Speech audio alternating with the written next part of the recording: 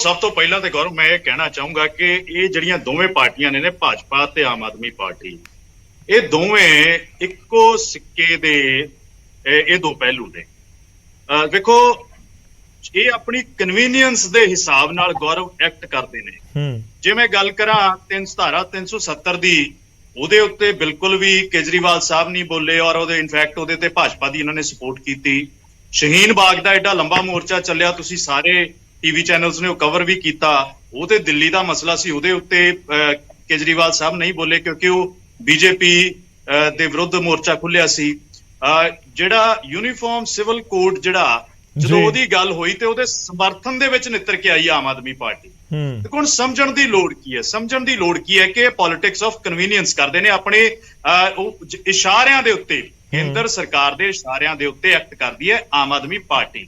ਔਰ ਬਾਹਰ ਇੱਕ ਵਿਖਾਵਾ ਕਰਕੇ, ਲੋਕਾਂ ਦੇ ਵਿੱਚ ਇੱਕ ਡਰਾਮਾਬਾਜ਼ੀ ਕਰਕੇ ਇਹ ਸੱਚੇ ਹੋਣ ਦੀ ਹਮੇਸ਼ਾ ਕੋਸ਼ਿਸ਼ ਕਰਦੇ ਨੇ ਕਿ ਵੇਖੋ ਜੀ ਅਸੀਂ ਤਾਂ ਲੜ ਰਹੇ ਹਾਂ ਕੇਂਦਰ ਦੇ ਵਿਰੁੱਧ। ਹੁਣ ਮੈਨੂੰ ਇੱਕ ਗੱਲ ਨਹੀਂ ਸਮਝ ਆਉਂਦੀ, ਏਡੀ ਕੀ ਇਹੋ ਹੀ ਹਾ ਦਾ ਨਾਰਾ ਜਿੰਨਾ ਅਸੀਂ ਗਵਰਨਰ ਵਾਲਾ ਇਸ਼ੂ ਜਾਂ ਮੁੱਖ ਮੰਤਰੀ ਸਾਹਿਬ ਵਾਲਾ ਇਸ਼ੂ ਜਿੰਨਾ ਅਸੀਂ ਹਾਈਲਾਈਟ ਕਰ ਦਿੱਤਾ, ਜਿਸ ਤਰੀਕੇ ਦੇ ਨਾਲ ਉੱਤੇ ਲੜਾਈਆਂ ਹੋ ਰਹੀਆਂ, ਟਵਿੱਟਰ ਗੇਮ ਖੇਡੀ ਜਾ ਰਹੀ ਹੈ, ਉੱਤੇ ਚਿੱਠੀਆਂ ਲਿਖੀਆਂ ਜਾ ਰਹੀਆਂ, ਡਿਬੇਟਸ ਹੋ ਰਹੀਆਂ ਨੇ, ਉਹਨੂੰ ਇੱਕ ਬਹੁਤ ਵੱਡਾ ਇਸ਼ੂ ਬਣਾ ਦਿੱਤਾ।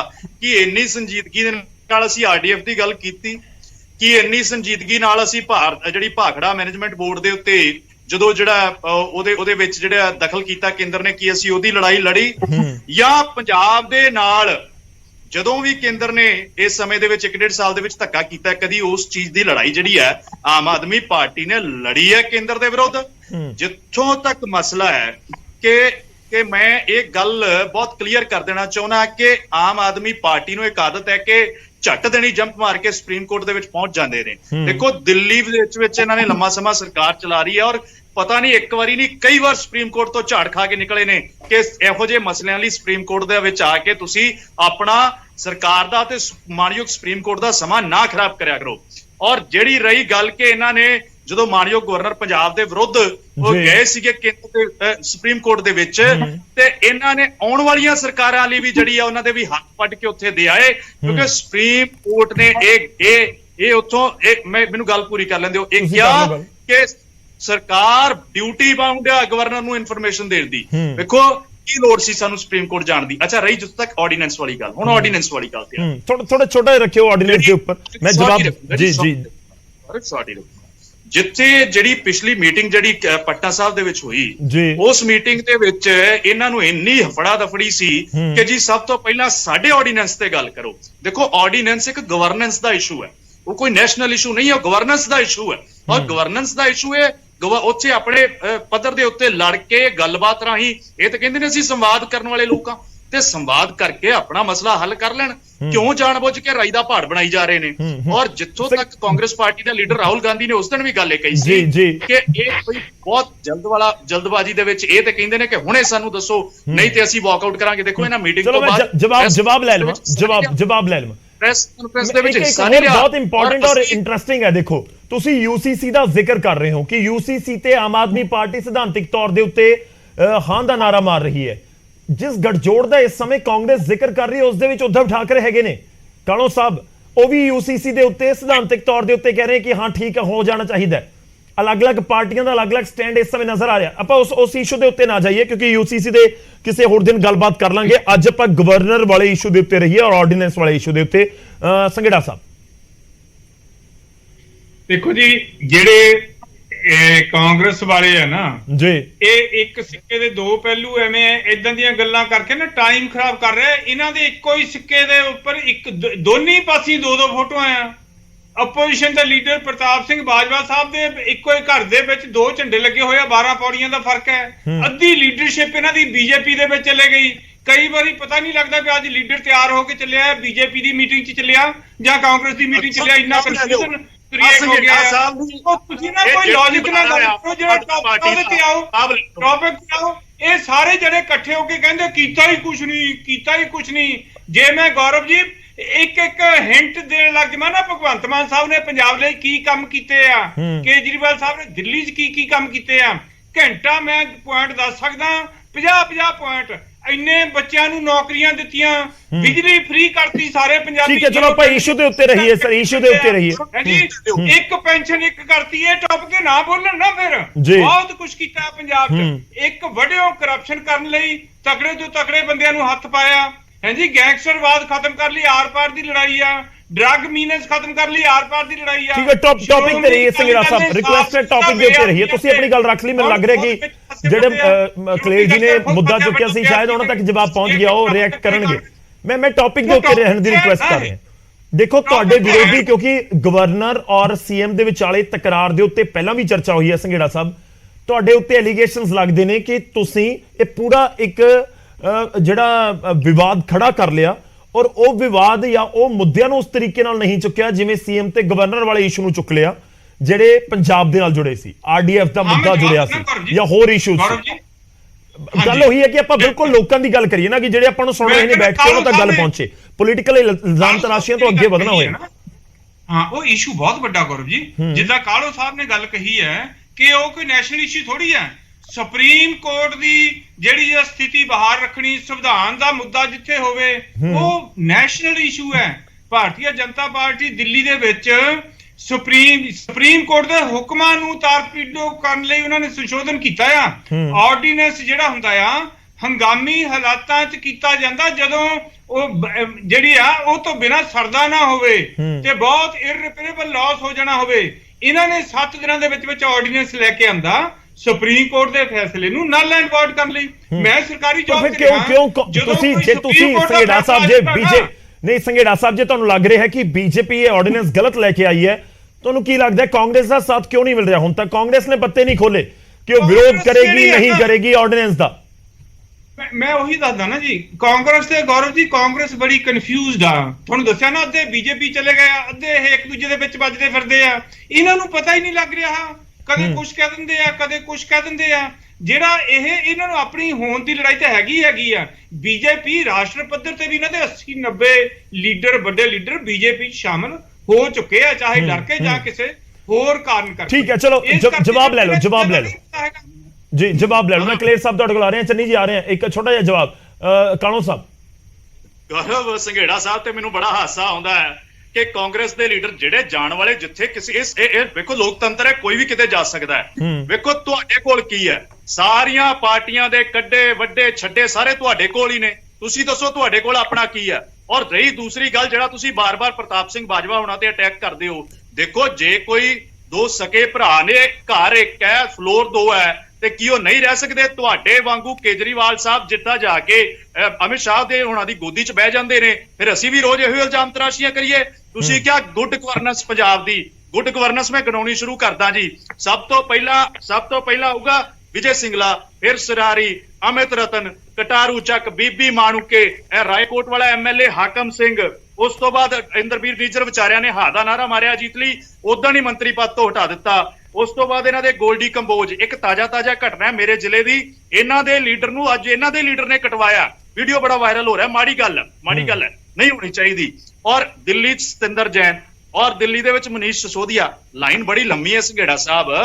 ਔਰ ਮੈਂ ਉਹੀ ਕਹਿ ਰਿਹਾ ਕਿ ਵਾਪਸ ਆਪਾਂ ਟੌਪਿਕ ਦੇ ਉੱਤੇ ਰਹੀਏ। ਕਾਲੋ ਸਾਹਿਬ, ਗੱਲ ਇਹ ਹੈ ਕਿ ਕਰਪਸ਼ਨ ਵਾਲੇ ਮੁੱਦੇ ਉੱਤੇ ਚਲੇ ਜਾਵਾਂਗੇ, ਗਵਰਨਰ ਤੇ ਸੀਐਮ ਵਾਲਾ ਪੂਰਾ ਇਸ਼ੂ ਹੋਰ ਪਾਸੇ ਨਾ ਨਿਕਲ ਜਾਵੇ। ਤੁਹਾਨੂੰ ਲੱਗਦਾ ਕਿ ਇਸ ਦੇ ਨਾਲ ਕੋਈ ਰਿਲੇਸ਼ਨ ਹੈ? ਸਾਡੇ ਕਾਲੋ ਸਾਹਿਬ ਮੈਂ ਸੰਘੇੜਾ ਸਾਹਿਬ ਆ ਰਹੇ ਹਾਂ, ਸਭ ਦੇ ਜਵਾਬ ਤੁਸੀਂ ਉਹ ਦੇਣੇ ਸਰ, ਇਸ ਕਰਕੇ ਥੋੜਾ ਜਿਹਾ ਟਾਈਮ ਦੇ ਦਿਓ ਇੱਕ ਵਾਰੀ। ਕਿਸੇ ਵੀ ਮੁੱਖ ਮੰਤਰੀ ਨੇ ਇੰਨੇ ਕੰਮ ਕੀਤੇ, ਹੁਣ ਗਿਣਾ ਦਿਓ। ਚਲੋ ਥੋੜੇ ਵੇਟ ਕਰੋ, ਕਲੇਰ ਸਾਹਿਬ ਕੁਝ ਐਡ ਕਰ ਰਹੇ ਨੇ। ਮੈਂ ਚੰਨੀ ਤੁਹਾਡੇ ਕੋਲ ਆ ਰਿਹਾ, ਕਲੇਰ ਸਾਹਿਬ ਕੁਝ ਐਡ ਕਰ ਰਹੇ ਨੇ। ਸੰਘੇੜਾ ਜੀ ਔਰ ਕਾਲੋ ਸਾਹਿਬ ਥੋੜੀ ਵੇਟ ਕਰਿਓ, ਥੋੜੇ ਟਾਈਮ ਦਿਓ ਸਰ ਇੱਕ ਵਾਰੀ। ਡਰਦੇ ਬੀਜੇਪੀ ਜਾਈ ਜਾਂਦੇ ਆ। ਸੰਘੇੜਾ ਸਾਹਿਬ ਥੋੜੀ ਵੇਟ ਕਰਿਓ, ਤੁਹਾਡੇ ਕੋਲ ਹੀ ਜਵਾਬ ਲੈਣੇ ਆ ਸਾਰਿਆਂ ਦੇ। ਸੰਘੇੜਾ ਪੰਜਾਬ ਨੂੰ ਅਜੇ ਵੀ ਸਾਡੇ ਬੰਦਿਆਂ ਤੇ ਇਲਜ਼ਾਮ ਲਾ ਰਹੇ ਹੋ। ਠੀਕ ਹੈ ਸੰਘੇੜਾ ਸਾਹਿਬ ਵੇਟ ਕਰੋ, ਥੋੜੀ ਵੇਟ ਕਰਿਓ ਸਰ ਪਲੀਜ਼। ਕਲੇਰ ਸਾਹਿਬ ਕੁਝ ਐਡ ਕਰਨਾ ਚਾਹ ਰਹੇ हैं। ਕਲੇਰ ਜੀ ਮੈਂ ਨਾ ਜੀ ਸੰਘੇੜਾ ਸਾਹਿਬ ਨੂੰ ਦੇਖੋ, ਸੰਘੇੜਾ ਸਾਹਿਬ ਬੜੇ ਸਤਿਕਾਰਯੋਗ ਆ। ਹੁਣ ਇਹ ਕਹਿੰਦੇ ਜੀ ਇੰਨੇ ਕੰਮ ਨੇ, ਮੈਂ ਗਿਣਾਉਣ ਲੱਗਾ 1 ਘੰਟਾ ਲੱਗ ਜਾਣਾ। ਪਹਿਲਾਂ ਤਾਂ ਤੁਸੀਂ ਦੇਖੋ ਵੀ ਜੇ ਘੰਟੇ 'ਚ ਨਿਪਟ ਜਾਣਗੇ ਤਾਂ ਭਗਵੰਤ ਮਾਨ ਸਾਹਿਬ ਨੇ ਕਿੰਨੇ ਕੁ ਕੰਮ ਕੀਤੇ ਹੋਣੇ ਲੋਕਾਂ ਦੇ ਸਾਹਮਣੇ ਆ। ਪਰ ਮੈਂ ਦੂਜੀ ਗੱਲ ਜਿਹੜੀ ਵੱਡੀ ਇਹਨਾਂ ਨੂੰ ਕਹਿਣੀ ਚਾਹੁੰਦਾ, ਇਹ ਅੱਜ ਕਹਿੰਦੇ ਜੀ ਅਸੀਂ ਮੁਫਤ ਬਿਜਲੀ ਕਰਤੀ। ਮੈਂ ਸੰਘੇੜਾ ਸਾਹਿਬ ਨੂੰ ਚੈਲੰਜ ਕਰਦਾ ਕਿ ਜਿਹੜਾ ਮੁਫਤ ਦਾ ਡਰਾਮਾ ਲੋਨ ਚੱਕ ਕੇ ਕਰ ਰਹੇ ਹੋ, ਉਹ ਵੀ ਤਾਂ ਕਰ ਪਾ ਰਹੇ ਹੋ ਕਿਉਂਕਿ ਸ਼੍ਰੋਮਣੀ ਅਕਾਲੀ ਦਲ ਨੇ ਪੰਜਾਬ ਨੂੰ ਪਾਵਰ ਸਰਪਲਸ ਸੂਬਾ ਬਣਾਇਆ। ਜਿਹੜੇ ਮਹੱਲਾ ਕਲੀਨਿਕਾਂ ਦੇ ਨਾਂ ਤੇ ਤੁਸੀਂ ਕੇਂਦਰ ਦੇ ਫੰਡ ਦੀ ਦੁਰਵਰਤੋਂ ਕਰ ਰਹੇ ਹੋ, ਉਹ ਕਾਹਦੇ 'ਚ ਖੋਲੇ?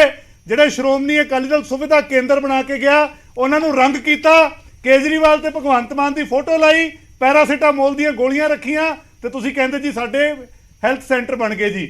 ਉਹਦੇ ਨਾਮ ਤੇ ਤੁਸੀਂ ਰੂਰਲ ਜਿਹੜਾ ਹੈਲਥ ਸੈਂਟਰ ਹੈ ਉਹਨਾਂ ਦਾ ਜਿਹੜਾ ਘਾਣ ਕੀਤਾ, ਉੱਥੇ ਡਾਕਟਰ ਨਹੀਂ, ਉਹਦੀ ਜਵਾਬਦੇਹੀ ਕਿਹਦੀ ਹੈ? ਪੰਜਾਬ ਦੇ ਉੱਤੇ 43,000 ਕਰੋੜ ਦੇ ਕਰਜ਼ੇ ਦੀ ਜਵਾਬਦੇਹੀ ਕਿਹਦੀ ਹੈ? 20,000 ਕਰੋੜ ਕੇਜਰੀਵਾਲ ਸਾਹਿਬ ਇਲੈਕਸ਼ਨ 'ਚ ਕਲੇਮ ਕਰਦੇ ਸੀ ਕਿ ਮੈਂ ਐਕਸਾਈਜ਼ 'ਚੋਂ ਕੱਢ ਕੇ ਲਿਆਉਂਗਾ, ਤੇ ਅੱਜ ਆਰਟੀਆਈ ਦੀ ਇਨਫੋਰਮੇਸ਼ਨ ਹੈ, ਨਿਕਲਿਆ ਕਿੰਨਾ ਇੱਕ ਸਾਲ 'ਚ? ਸਿਰਫ 200 ਕਰੋੜ। ਇਹ ਥੋੜੀ ਇਨਫੋਰਮੇਸ਼ਨ ਹੈ। ਆਪਾਂ ਟੌਪਿਕ ਦੇ ਉੱਤੇ ਰਹੀਏ। ਤੁਸੀਂ ਦੱਸੋ ਸੀਐਮ ਵਰਸਸ ਗਵਰਨਰ ਦੇ ਪੂਰੇ ਇਸ਼ੂ 'ਚ ਇਸ ਮੁੱਦੇ ਦਾ ਵੀ ਲੈਣਾ ਦੇਣਾ ਕੁਝ? ਮੈਂ ਬੜੇ ਸਪਸ਼ਟ ਤੌਰ ਤੇ ਇੱਕ ਸਵਾਲ ਕਰਦਾ ਜੀ ਕਿ ਕੀ ਅੱਜ ਤੋਂ ਪਹਿਲਾਂ ਪੰਜਾਬ ਦੇ ਵਿੱਚ ਸਰਕਾਰਾਂ ਨਹੀਂ ਰਹੀਆਂ, ਕੇਂਦਰ 'ਚ ਵਿਰੋਧੀ ਸਰਕਾਰਾਂ ਨਹੀਂ ਰਹੀਆਂ? ਇਹ ਅੱਜ ਦਾ ਜਿਹੜਾ ਮੁੱਦਾ ਇਹ ਚੱਕਦੇ ਨੇ, ਤਕਰਾਰ ਤਾਂ ਹੁੰਦੀ ਰਹੀ ਹੈ, ਤਕਰਾਰ ਤਾਂ ਹੁੰਦੀ ਰਹੀ ਹੈ ਨਾ ਸੈਂਟਰ ਦੇ। ਕਦੇ ਤਕਰਾਰ ਦੇ ਵਿੱਚ ਸਰਕਾਰ ਸੁਪਰੀਮ ਕੋਰਟ ਜਾ ਕੇ ਏਦਾਂ ਹਾਰ ਕੇ ਨਹੀਂ ਆਈ। ਇਹਨਾਂ ਨੇ ਪੰਜਾਬ ਦੇ ਪੱਕੇ ਤੌਰ ਤੇ ਹੱਥ ਵੱਢ ਤੇ ਕੀ ਵੱਢ ਤੇ ਦੇਣ ਜਵਾਬ। ਇਹ ਸੁਪਰੀਮ ਕੋਰਟ ਗਏ, ਕਹਿੰਦੇ ਜੀ ਸਰਕਾਰ ਸੁਪਰੀਮ ਹੈ ਪੰਜਾਬ ਦੀ। ਸੁਪਰੀਮ ਕੋਰਟ ਨੇ ਕੀ ਕਹਿ ਕੇ ਭੇਜਿਆ ਕਿ ਨਹੀਂ, ਗਵਰਨਰ ਜੋ ਪੁੱਛਣਗੇ ਉਹ ਤੁਸੀਂ ਦੱਸਣ ਲਈ ਬਾਉਂਡ ਹੋ। ਹੁਣ ਗਵਰਨਰ ਅੱਜ ਤੋਂ ਬਾਅਦ ਪੰਜਾਬ ਦੇ ਜਿੰਨੇ ਗਵਰਨਰ ਆਉਣਗੇ, ਹਰ ਇੱਕ ਚੀਫ ਮਿਨਿਸਟਰ ਨੂੰ ਇਹ ਆਪ ਬਾਉਂਡ ਕਰਕੇ ਆਏ ਨੇ ਕਿ ਜੀ ਜੋ ਗਵਰਨਰ ਪੁੱਛਣਗੇ ਦੱਸਣਾ ਪਊਗਾ। ਔਰ ਦੂਸਰੀ ਗੱਲ, ਮੈਂ ਤਾਂ ਆਮ ਆਦਮੀ ਪਾਰਟੀ ਨੂੰ ਪੁੱਛਣਾ ਚਾਹੁੰਦਾ ਕਿ ਲੋਕ ਮੁੱਦਿਆਂ ਦੀ ਗੱਲ ਕਿਉਂ ਨਹੀਂ ਕਰਦੇ? ਸਾਰਾ ਜਿਹੜਾ ਮਸਲਾ ਹੈ ਉਹ ਗਵਰਨਰ ਸੀਐਮ ਬਣ ਕੇ ਉਲਝਾ ਦੇਣਾ। ਸੋਸ਼ਲ ਵੈਲਫੇਅਰ ਸਕੀਮਾਂ ਜਿਹੜੀਆਂ ਬੰਦ ਪਈਆਂ ਨੇ ਉਹਨਾਂ ਦੀ ਗੱਲ ਕੌਣ ਕਰੂ? ਗਰੀਬਾਂ ਦੇ ਨੀਲੇ ਕਾਰਡ ਕੱਟੇ ਜਾ ਰਹੇ ਆ, ਉਹਨਾਂ ਦੀ ਗੱਲ ਕੌਣ ਕਰੂ? ਜਿਹੜਾ ਹੈਲਥ ਮਿਸ਼ਨ ਦਾ ਪੈਸਾ ਕੇਂਦਰ ਦਾ ਆਉਂਦਾ ਹੈ ਉਹ ਰੁਕਿਆ ਪਿਆ, ਆਯੁਸ਼ਮਾਨ ਕਾਰਡ ਨਹੀਂ ਚੱਲਦੇ ਹਸਪਤਾਲਾਂ 'ਚ, ਉਹਨਾਂ ਦੀ ਗੱਲ ਕੌਣ ਕਰੂ? ਜਿਹੜਾ ਲੰਬੇ ਬਿਜਲੀ ਦੇ ਕੱਟ ਲੱਗ ਰਹੇ ਨੇ ਉਹਨਾਂ ਦੀ ਗੱਲ ਕੌਣ ਕਰੂ? ਜਿਹੜਾ ਰੋਡਸ ਬਿਲਕੁਲ ਖਤਮ ਹੋ ਗਈਆਂ, ਡਿਵੈਲਪਮੈਂਟ ਹੋ ਨਹੀਂ ਰਹੀ, ਜਵਾਬ ਲਈਏ ਸਰ, ਜਵਾਬ ਲਈਏ। ਤੁਸੀਂ ਜਿਹੜੇ ਮੁਲਾਜ਼ਮਾਂ ਦੀ ਗੱਲ ਕਰਦੇ ਹੋ, ਉਹੀ ਮੁਲਾਜ਼ਮ ਨੇ ਵਿਚਾਰੇ ਹਰ ਮੀਟਿੰਗ 'ਚ ਉਹਨਾਂ ਨਾਲ ਹੀ ਧੋਖਾ, ਉਹਨਾਂ ਨੂੰ ਹੀ ਪੱਕੇ ਫੇਰ ਪੱਕੇ ਅਸਲੀਅਤ ਇਹ ਹੈ ਕਿ ਵਿਚਾਰੇ ਕੱਚੇ ਤੁਰੇ ਫਿਰਦੇ ਨੇ। ਚਲੋ ਇੱਕ ਵਾਰੀ ਜਵਾਬ, ਬਹੁਤ ਸਾਰੇ ਪੁਆਇੰਟ ਆ ਗਏ, ਜਵਾਬ ਲਓ ਸਰ, ਜਵਾਬ ਲਓ। ਉਸ ਤੋਂ ਪਹਿਲਾਂ ਮੈਂ ਚੰਨੀ ਜੀ ਦਾ ਰੁਖ ਕਰਦਾ, ਬਹੁਤ ਦੇਰ ਦੇ ਇੰਤਜ਼ਾਰ ਕਰ ਰਹੇ ਨੇ। ਚੰਨੀ ਜੀ ਦੇਖੋ, ਇੱਕ ਆਰਡੀਨੈਂਸ ਵਾਲੇ ਮੁੱਦੇ ਉੱਤੇ ਮੈਂ ਆਵਾਂ। ਇੱਕ ਆਰਡੀਨੈਂਸ ਦੇ ਜ਼ਰੀਏ ਸੁਪਰੀਮ ਕੋਰਟ ਪਹੁੰਚ ਕੇ ਕੇਂਦਰ ਸਰਕਾਰ ਨੂੰ ਚੈਲੰਜ ਜਾਂ ਉਹਨਾਂ ਦੇ ਆਰਡੀਨੈਂਸ ਨੂੰ ਚੈਲੰਜ ਕੀਤਾ ਜਾ ਰਿਹਾ ਹੈ। ਦੂਜੇ ਪਾਸੇ ਇਸ ਆਰਡੀਨੈਂਸ ਦੇ ਜ਼ਰੀਏ ਜਾਂ ਆਰਡੀਨੈਂਸ ਦਾ ਮੁੱਦਾ ਬਣਾ ਕੇ ਵਿਰੋਧੀਆਂ ਨੂੰ ਇਕਜੁੱਟ, ਤੁਹਾਡੇ ਖਿਲਾਫ ਵਿਰੋਧੀਆਂ ਨੂੰ ਇਕਜੁੱਟ ਕਰਨ ਦੀ ਕੋਸ਼ਿਸ਼ ਵੀ ਹੈ। देखो गौरव, गल यह है कि ऑनरेबल सुप्रीम कोर्ट की जजमेंट आई जी, और वो जजमेंट दे तो बाद 64 ਉਹਦੇ ਵਿੱਚ ਮਿਸਟੇਕਸ ਗਵਰਨਮੈਂਟ ਆਫ ਇੰਡੀਆ ਨੇ ਕੱਢੀਆਂ ਔਰ ਉਹ ਮਿਸਟੇਕਸ ਕਿ ਇੱਕ review petition honourable supreme court ਦੇ ਵਿੱਚ ਪਾਈ ਕਿ ਜੀ ਮਾਈ ਲਾਰਡ ਆਹ ਤੁਹਾਡਾ ਆਹ ਇਦਾਂ ਦਾ ਦੀ ਗੱਲ ਹੈਗੀ ਹੈ ਵੈਰੀ ਲੁੱਕ, ਹੋਰ ਕੁਝ ਨਹੀਂ ਉਹਦੇ ਵਿੱਚ। ਫਿਰ ਜਿਹੜਾ ਉਹਦੇ ਵਿੱਚ ਜਿਹੜੀ ਯੂਟੀ ਦਿੱਲੀ ਹੈ ਨਾ, ਉਹ ਸਧਾਰਨ ਯੂਟੀ ਨਹੀਂ ਹੈ, ਜਿਵੇਂ ਪੌਂਡੀਚੇਰੀ ਹੋ ਗਈ ਜਾਂ ਗੋਆ ਹੋ ਗਈ ਜਾਂ ਚੰਡੀਗੜ੍ਹ ਹੋ ਗਈ, ਏਦਾਂ ਦੀਆਂ ਨਹੀਂ ਹੈ। ਉਹ ਨੈਸ਼ਨਲ ਕੈਪੀਟਲ ਹੈ ਔਰ ਉੱਥੇ ਸੋਵਰਨ ਰਹਿੰਦਾ ਹੈ, ਸੋਵਰਨ। ਔਰ ਬਾਕੀ ਸਾਰੇ ਜਿੰਨੇ ਆਪਣੇ ਵਰਲਡ ਵਾਈਡ ਸਾਰੇ ਉੱਥੇ ਜਿਹੜੇ ਹਾਈ ਕਮਿਸ਼ਨ ਨੇ ਜਾਂ ਐਮਬੈਸੀਆਂ ਹੈਗੀਆਂ, ਹੋਰ ਬੜਾ ਕੁਝ, ਡਿਫੈਂਸ, ਸਾਰਾ ਕੁਝ ਹੈਗਾ। ਸੋ ਇਸ ਕਰਕੇ that can not be treated as an ordinary ਜਿਹੜੀ ਯੂਟੀ ਨਹੀਂ ਉਹ ਟ੍ਰੀਟ ਹੋ ਸਕਦੀ। ਉਹਦੇ ਇਸੇ ਕਰਕੇ ਇਹਨਾਂ ਨੇ ਆਰਡੀਨੈਂਸ ਲਿਆਂਦਾ, ਆਰਡੀਨੈਂਸ ਉਹਨਾਂ ਨੇ ਚੈਲੰਜ ਕਰਤਾ ਤੇ ਰੁਕ ਜਾਣ। ਪਹਿਲੀ ਗੱਲ ਤਾਂ ਇਹ, ਮੈਨੂੰ ਇੱਕ ਦਿਨ ਡਿਬੇਟ ਆਈ ਸੀ ਤੇ ਉਹ ਕਹਿੰਦੇ ਜੀ ਅਸੀਂ ਆਨਰੇਬਲ ਸੁਪਰੀਮ ਕੋਰਟ ਦਾ ਕੰਸਟੀਟਿਊਸ਼ਨਲ ਬੈਂਚ ਨਹੀਂ ਬਣ ਸਕਦਾ। ਮੈਂ ਕਿਹਾ ਬੈਂਚ ਕਿਉਂ ਨਹੀਂ ਬਣ ਸਕਦਾ? ਤੁਸੀਂ ਅਰਜੈਂਸੀ ਦੱਸੋ ਸੁਪਰੀਮ ਕੋਰਟ ਤਾਂ ਰਾਤ ਨੂੰ ਵੀ ਲੱਗ ਜਾਂਦੀ ਹੈ, 3 ਵਜੇ ਵੀ, 4 ਵਜੇ ਵੀ। ਤੇ ਜੇ ਆਨਰੇਬਲ ਚੀਫ ਜਸਟਿਸ ਠੀਕ ਸਮਝਣਗੇ ਤੇ ਉਹ ਛੁੱਟੀਆਂ ਦੇ ਵਿੱਚ ਵੀ ਕੰਸਟੀਟਿਊਸ਼ਨਲ ਬੈਂਚ ਬਣਾ ਦੇਣਗੇ। ਮਤਲਬ ਇਹ ਸਿਰਫ they are just trying to play the game tricks. ਹੁਣ ਤੁਸੀਂ ਦੇਖੋ, ਉਹ ਜਿਹੜੀ ਬਾਕੀ ਸਾਰੀਆਂ 17-18 ਪਾਰਟੀਆਂ ਉਹ ਤਾਂ ਕਹਿੰਦੇ ਯੂਨਿਟੀ ਕਰੀਏ, ਇਹ ਕਹਿੰਦੇ ਜੀ ਪਹਿਲਾਂ ਤੁਸੀਂ ਆਰਡੀਨੈਂਸ ਦੀ ਗੱਲ ਕਰੋ, ਚਾਹੇ ਉਹ ਤਾਮਿਲਨਾਡੂ ਹੈ, ਚਾਹੇ ਕੇਰਲਾ ਹੈ, ਚਾਹੇ ਅਸਾਮ ਹੈ, ਮਿਜ਼ੋਰਮ ਹੈ, ਮਨੀਪੁਰ, ਤ੍ਰਿਪੁਰਾ, ਉਹ ਕਹਿੰਦੇ ਯੋਗਤਾ ਦੀ ਗੱਲ ਕਰੋ। ਉਹਦਾ ਉਹ ਨਹੀਂ ਸਾਡੇ ਦੀ, ਨਹੀਂ ਤਾਂ ਅਸੀਂ ਵਾਕਆਊਟ ਕਰਦੇ ਹਾਂ। ਤੇ ਇਹ ਹੋਰ ਵੀ ਪਤਾ ਲੱਗ ਜੂ ਵੀ ਕਿੱਥੇ ਕਿੰਨੇ ਕੇ ਸਿਧਾਂਤਕ ਹੈਗੇ ਨੇ। ਦੇਖੋ, ਜਿਹੜੀ ਬੀਜੇਪੀ ਹੈਗੀ ਹੈ ਉਹ ਚਾਹੇ ਵਿਚਾਰਧਾਰਾ ਜਿੱਦਾਂ ਦੀ ਉਹ ਹੈਗੀ ਹੈ ਉਹ ਤੇ ਕਰਦੇ, ਚਾਹੇ ਆਰਟੀਕਲ 370 ਸੀ, ਚਾਹੇ ਅਯੋਧਿਆ ਦਾ ਰਾਮ ਮੰਦਿਰ ਸੀ, ਚਾਹੇ UCC ਹੈ, ਚਾਹੇ ਕੁਝ ਹੋਰ ਹੈ, ਇਹਨਾਂ ਦੀ ਕੋਈ ਵਿਚਾਰਧਾਰਾ ਨਹੀਂ। ਹੁਣ ਇਹ ਦੱਸਦੇ ਨੇ ਸੰਘੇੜਾ ਸਾਹਿਬ ਬੈਠੇ ਨੇ, ਨਹੀਂ ਆਰਡੀਨੈਂਸ ਦੇ ਜ਼ਰੀਏ ਇਕਜੁੱਟ ਕਰਨ ਦੀ ਕੋਸ਼ਿਸ਼ ਵੀ ਹੈ। ਚੰਨੀ ਜੀ, ਹੁਣ ਰਾਜ ਸਭਾ ਦੇ ਵਿੱਚ ਜੇ ਆਰਡੀਨੈਂਸ ਵਾਲਾ ਬਿੱਲ ਤੁਸੀਂ ਨਹੀਂ ਪਾਸ ਕਰਵਾ ਪਾਏ ਤਾਂ ਇੱਕ ਤਰੀਕੇ ਨਾਲ ਜਿੱਤ ਹੋ ਜਾਏਗੀ ਵਿਰੋਧੀਆਂ ਦੀ, ਇਹ 2024 ਤੋਂ ਪਹਿਲਾਂ।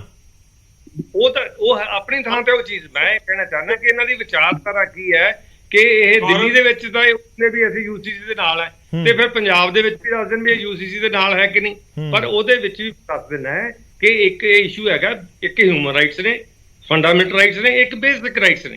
ਹੁਣ ਮੰਨ ਲਓ ਤੁਸੀਂ ਫੰਡਾਮੈਂਟਲ ਰਾਈਟਸ ਦਾ ਗਰੰਟੀ ਕਰਤੇ, ਜਿਹੜਾ ਆਰਟੀਕਲ 44 ਆ ਫਿਰ ਤੋਂ ਦੀ ਲੋੜ ਹੀ ਨਹੀਂ ਸੀ ਪਾਉਣ ਦੀ, ਤੇ ਉਹ ਪਾਇਆ ਗਿਆ ਹੈਗਾ। ਤੇ ਇਹਦਾ ਮਤਲਬ ਜਿਹੜੇ ਬੇਸਿਕ ਰਾਈਟਸ ਨੇ, ਮੰਨ ਲਓ ਮੈਰਿਜ ਦਾ ਹੈਗਾ, ਡਿਵੋਰਸ ਦਾ ਹੈਗਾ, ਅਡਾਪਸ਼ਨ ਦਾ ਹੈਗਾ, ਠੀਕ ਹੈ, ਹੈਰੀਟੇਜ ਦਾ ਹੈਗਾ, ਉਹ ਵੀ ਗੌਰ ਹੋਣੇ ਚਾਹੀਦੇ। ਸੋ ਇਸ ਕਰਕੇ ਇਹਨਾਂ ਨੂੰ ਇਹ ਚਾਹੀਦਾ ਕਿ ਆਪਣੀ ਵਿਚਾਰਧਾਰਾ। ਠੀਕ ਹੈ, ਆਪਾਂ ਯੂਸੀਸੀ ਤੇ ਨਾ ਪਹੁੰਚ ਜਾਈਏ। ਸੰਘੇੜਾ ਸਾਹਿਬ ਜਵਾਬ ਦੇਣਾ ਚਾਹ ਰਹੇ ਹਨ। ਸੰਘੇੜਾ ਸਾਹਿਬ, ਕਲੇਰ ਜੀ ਨੇ ਵੀ ਬਹੁਤ ਸਾਰੀਆਂ ਗੱਲਾਂ ਕਹੀਆਂ ਸੀ, ਤੁਸੀਂ ਜਵਾਬ ਦੇ ਦਿਓ। ਗੌਰਵ ਜੀ, ਇੱਕ ਲਾਈਨ 'ਚ ਮੈਂ ਦੱਸ ਦਿੰਦਾ, ਚੰਨੀ ਸਾਹਿਬ ਐਡੇ ਵੱਡੇ ਆਫੀਸਰ ਰਹੇ ਨੇ, ਉਹ ਸਿਰਫ ਪੋਸਟਿੰਗ, ਟ੍ਰਾਂਸਫਰ ਐਂਡ ਪੋਸਟਿੰਗ ਪਿੱਛੇ ਕਹਿੰਦੇ ਉੱਥੇ ਹਾਈ ਕਮਿਸ਼ਨਰਾਂ ਦੇ ਦਫ਼ਤਰ ਨੇ, ਉੱਥੇ ਡਿਊਟੀ ਸਧਾਰਨ ਡਿਊਟੀ ਨਹੀਂ ਹੈ। ਇਸ ਕਰਕੇ ਸੀਐਮ ਨੂੰ ਪੋਸਟਿੰਗ ਦੇ ਤੇ ਟ੍ਰਾਂਸਫਰ ਦੇ ਨਹੀਂ ਅਧਿਕਾਰ ਦਿੱਤੇ ਜਾ ਸਕਦੇ। ਸੁਪਰੀਮ ਕੋਰਟ ਦੇ ਰਹੀ ਆ।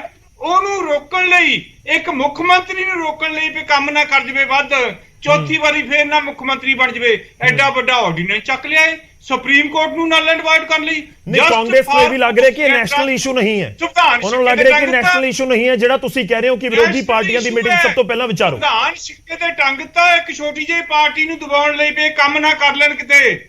ਸੰਵਿਧਾਨ ਨੂੰ ਸਿੱਕੇ ਤੇ ਟੰਗ ਦਿੱਤਾ Gaurav ji, posting and transfer ਰੋਕਣ ਲਈ ਆਰਡੀਨੈਂਸ। ਕਿਹੜੀ ਐਮਰਜੈਂਸੀ ਹੈ ਜਿਹੜੀ 7 ਦਿਨਾਂ ਦੇ ਵਿੱਚ ਵਿੱਚ ਤੁਸੀਂ ਕਿਹਾ ਵੀ ਕਿਤੇ ਕਿਸੇ ਨੂੰ ਟ੍ਰਾਂਸਫਰ ਨਾ ਕਰ ਦੇਣ, ਸਾਰਿਆਂ ਤੇ ਕੰਟਰੋਲ ਰੱਖਣ ਲਈ ਦਿੱਲੀ 'ਚ ਭਲਾਈ ਦੀਆਂ ਸਕੀਮਾਂ ਦੀਆਂ ਫਾਈਲਾਂ ਰੋਕ ਲੈਂਦੇ ਆ ਜੀ। ਠੀਕ ਹੈ, ਚੰਨੀ ਜੀ ਜਵਾਬ ਲੈ ਲਓ। ਸਾਨੂੰ ਸੁਪਰੀਮ ਕੋਰਟ ਜਾਣਾ ਪੈਂਦਾ। ਕਾਲੂ ਸਾਹਿਬ ਆ ਰਹੇ ਤੁਹਾਡੇ ਕੋਲ। ਸਾਹਿਬ ਕਹਿੰਦੇ ਆ ਕਾਲੀ ਸੁਪਰੀਮ ਕੋਰਟ ਕਹਿੰਦੇ ਆ, ਸਾਨੂੰ ਕੰਮ ਹੀ ਨਹੀਂ ਕਰਨ ਦਿੰਦੇ ਇਹ। ਫੇਰ ਵੀ ਤੀਜੀ ਵਾਰੀ ਮੁੱਖ ਮੰਤਰੀ ਬਣਿਆ ਕੇਜਰੀਵਾਲ ਸਾਹਿਬ। ਚੰਨੀ